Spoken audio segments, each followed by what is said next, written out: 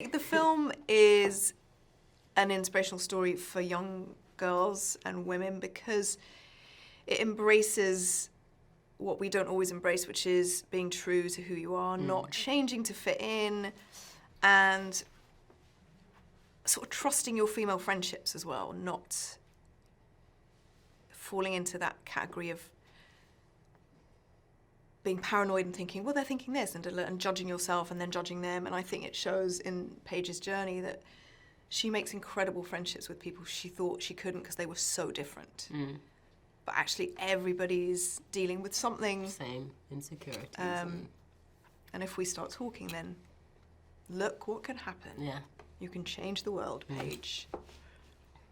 And how was it, what did you learn about Paige as, as a person, and how was it playing her? What did I learn about her? I mean, I pretty much had to learn everything about her. Paige as a person is, when I watched the documentary, I was so terrified of playing her because she was so big and loud and beautiful and powerful, and she was so talented. But that was also another reason as to why I was so invested in wanting to play her as well.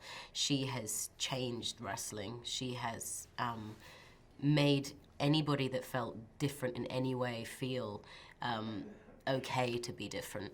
And I suppose that's what I learned from her and about her, and she was an utter joy to play. Talk a little bit about the family. It's a very unique family. Could you relate at all? The family, the Knight family, are quite extraordinary in that they're what I've certainly witnessed from the documentary, one of the most honest, connected, like honest in good and bad ways with everybody. Nothing's held back. They don't sit behind closed doors and go, oh, perhaps we shouldn't do that. You know what I mean? It's all on the kids, it's all on the adults. They discuss everything. And you can't help but be charmed by that aspect of them. In the documentary and in the film. Yeah. That's what Stephen did really well, is that he's taken the exact essence of that family and how hard they work to get their kids to be there as well, and how supportive they are, no matter what, even if they no longer want to do that dream anymore. And he really did, he got it. And they do love and fight together. Yeah. I mean, that's their life. Talk about working with Dwayne Johnson also. You had a few scenes with him, and what was that like? Working with Dwayne was everything you could imagine it was. He's very big. He eats a lot. He is very talented. He shouts very loudly. We were so impressed with him. The first day Jack and I worked with him, he came out and we went over our scene, and he went over his promo that I think they'd just written like 10 minutes beforehand. And he went away for 20 minutes and came back and had learnt the whole thing, and then just shouted at us for about 40 minutes, like 5 takes. It was utterly incredible.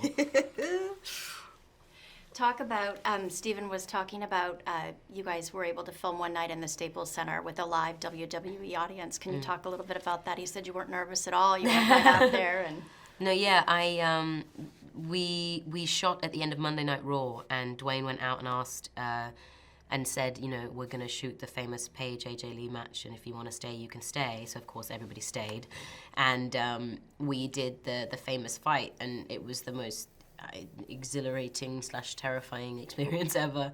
But yeah, I wrestled in the Staples Center, age 21, in front of 20,000 people, and it was totally mesmerizing. So I get it. I understand what wrestling is about and why they go out and do that night after night, because it's like superhuman.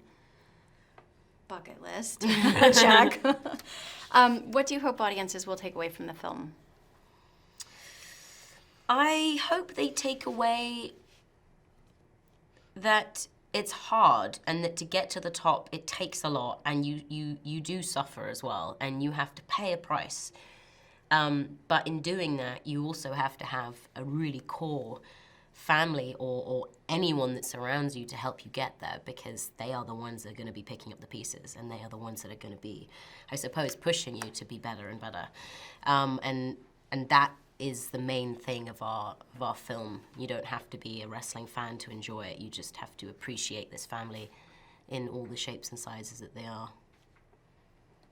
Hey there, here's today's daily fact. That slightly scandalous charcoal drawing of a topless Kate Winslet in Titanic was drawn by none other than the director himself, James Cameron.